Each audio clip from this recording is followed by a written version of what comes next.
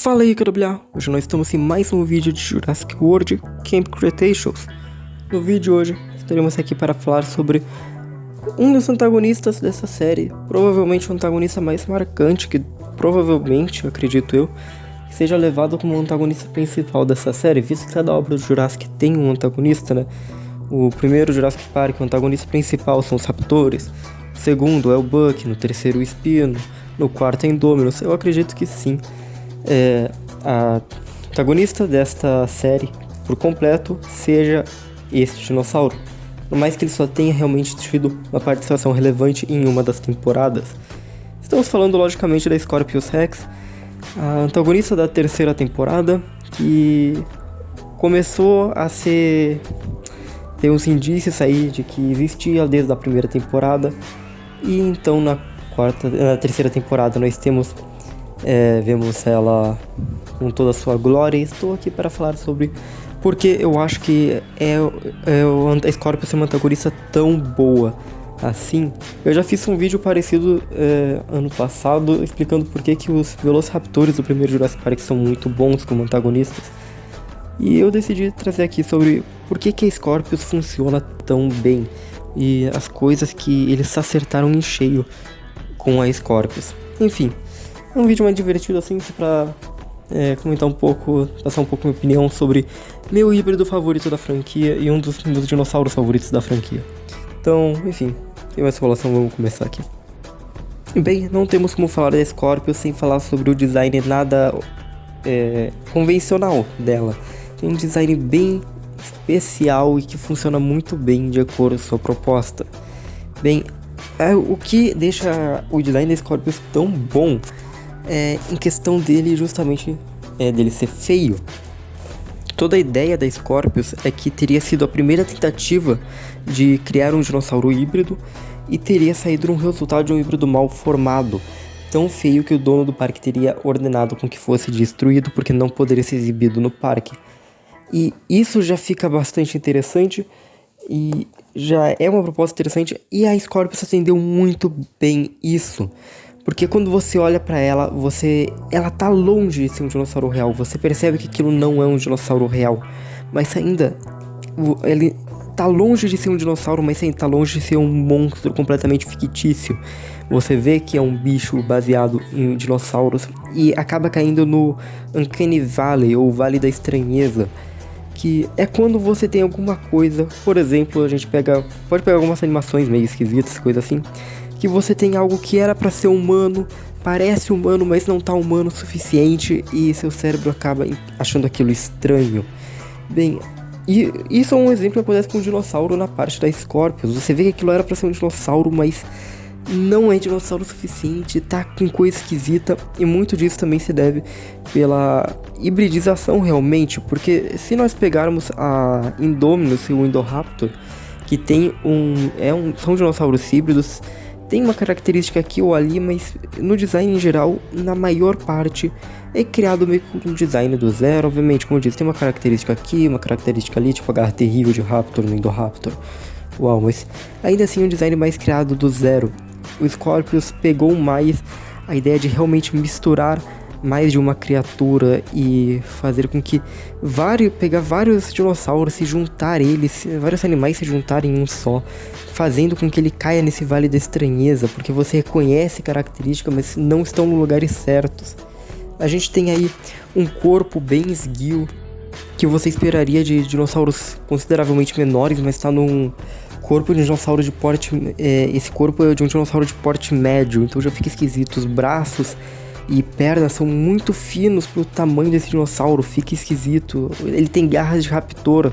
Você vai olhar o crânio, tem um crânio de Ablisaurídeo, do DNA de Carnotauro. Então realmente fizeram uma mistura muito bacana que fez a Scorpius cair no Vale da Estranheza, considerando também que ela é da franquia Jurassic Park. Algo que fizeram muito legal são as poses que ela fica. Não, a Scorpius não tem DNA humano, mas as poses que ela fica com a cabeça de Ablisaurídeo com um focinho menor, algumas poses, principalmente na primeira aparição, faz ela parecer e remeter, né, ser um remanescente das ideias descartadas de dinossauros híbridos com humanos. Que, por mais que isso seja uma ideia horrível para Jurassic Park, os dinossauros híbridos com humanos, o remanescente que sobrou nela, só em questões visuais, em alguns momentos, depende da pose que ela fica. Mas se relembrar isso, numa ideia que é pra ser um dinossauro mais assustador, essa ideia da Scorpius, as cenas dela, é pra fazer as cenas mais assustadoras. Deixar ela em poses de algo que seria as coisas provavelmente mais assustadoras, Jurassic Park, que foram canceladas, ainda bem. Mas fazer essa pequena referência aí é muito legal e funciona muito bem.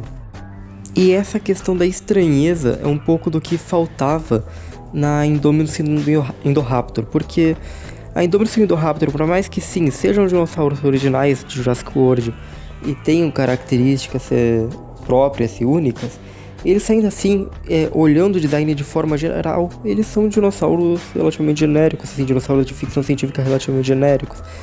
Eles não têm algo que deixa eles extremamente específicos. São visuais que nós estamos mais acostumados a ver visuais parecidos com esse, certo?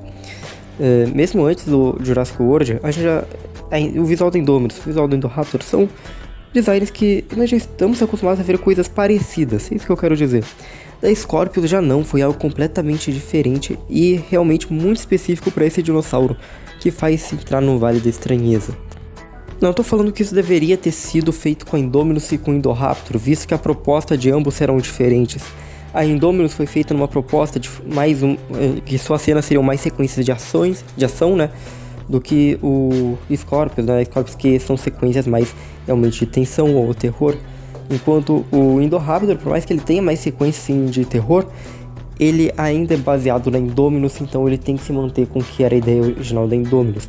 E mesmo tendo elementos de terror nas cenas do Indoraptor, ele também foi pensado em algumas cenas de ação. Visto assim, as propostas são diferentes.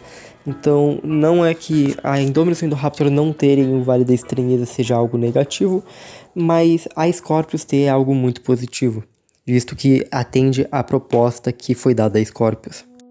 Outra coisa que foi feita com excelência, executado com excelência quando se trata da Scorpius, é a forma que ela foi construída na série. Na primeira temporada nós começamos a ter indícios da existência dela e ficou um mistério considerável durante a primeira e segunda temporada, tal E750, nós não fazíamos ideia do que era. Quando chega a segunda temporada, nós vemos ela sendo descongelada e nós não podemos ver nada. Podemos ver um pouco da silhueta do rabo apenas, mas nós não temos ideia de como ela se pareceria. Vemos ela naquele tubo e vemos que vai ser uma ameaça futura. Mas de novo, nós não tínhamos absoluta ideia do que se trataria aquilo. E então nós chegamos na terceira temporada.